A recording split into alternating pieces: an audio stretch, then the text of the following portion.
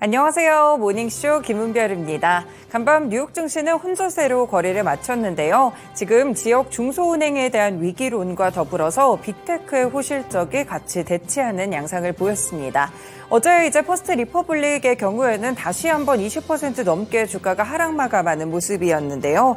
지금 이 부분에 대한 악재가 다시 한번 중소형 은행들의 위기론으로 번지고 있는 상황입니다. 그럼에도 마이크로소프트가 급등하면서 대형 기술주들이 시장을 방어하려고 노력해줬습니다. 그렇지만 전반적으로 봤을 때 이 시장에 대한 투자 심리가 그렇게 좋은 편은 아니었는데요. 개별 종목별로도 하락하는 종목들이 더 많았었고 이렇게 부채 한도 협상에 대한 리스크까지 다시 한번 수면 위로 떠오르고 있습니다. 벌써 뉴욕 증시 2주째 혼재된 양상을 보이고 있는데요. 이렇게 조금은 흔들리는 상황 속에서 어떤 이슈들을 주목해봐야 될지 모닝쇼 오늘도 글로벌 이슈들 보면서 출발하겠습니다. 네, 오늘 첫 번째 이슈는요, 조금 큰 소식이 될 것 같은데요. 이 영국의 경쟁 당국이 마이크로소프트의 블리자드에 대한 인수를 막았다는 소식이 전해지고 있습니다.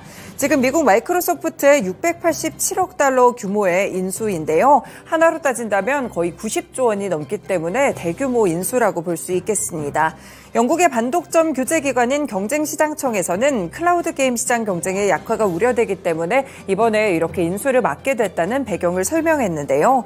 이 거래가 성사되면 빠르게 성장하는 클라우드 게임 시장이 변화해서 혁신이 위축되고 게임 이용자의 선택권이 상당히 줄어들 것을 염려하고 있습니다.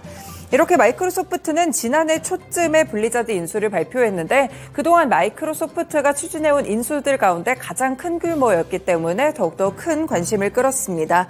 영국의 경쟁시장청은 콜 오브 듀티나 오버워치, 월드 오브 워크래프트 같은 이런 중요한 게임의 통제권을 갖게 된다면 클라우드 게임 시장에서 마이크로소프트의 유리함이 훨씬 더 강해질 것이라고 봤는데요.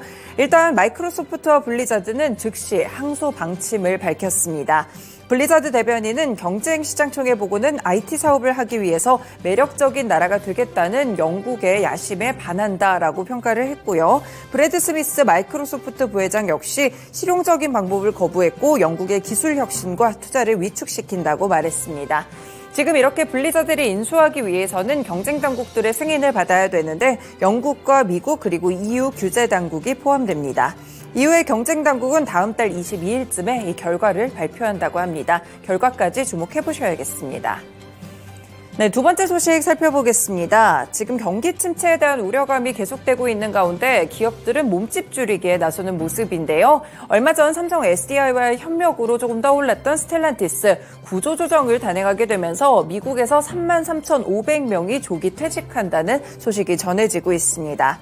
스텔란티스는 사업을 합리화하기 위해서 구조조정의 일환으로 이렇게 3만 명이 넘는 인원들을 조기 퇴직시킬 방침이라고 밝혔는데요. 스텔란티스는 이날 이번 감원 대상에는 시간급 종업원 3만 1천여 명과 봉급 직원 2,500명 정도를 포함하고 있다고 말했습니다. 구체적인 수치들은 더 언급하지 않았는데요. 지금 미국뿐 아니라 캐나다에서도 일부 종업원들을 대상으로 조기 퇴직자를 모으고 있다고 합니다. 마크 스튜어트 스텔란티스 COO는 종업원에게 보낸 이메일을 통해서 내부와 대외 경쟁력을 높이기 위해서는 효율성을 지속적으로 좀 평가하고 확인해야 된다라는 멘트를 함께 던지기도 했습니다. 이렇게 스텔란티스도 구조조정에 들어갔다는 소식 함께 전해드립니다.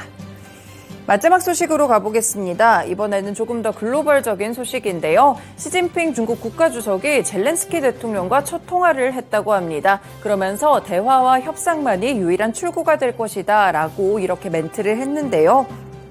실제 이렇게 전화 통화를 한 것이 지난해 2월 우크라이나 전쟁이 발발한 이후에 시 주석이 직접 소통하게 된 것은 이번이 처음이라고 합니다.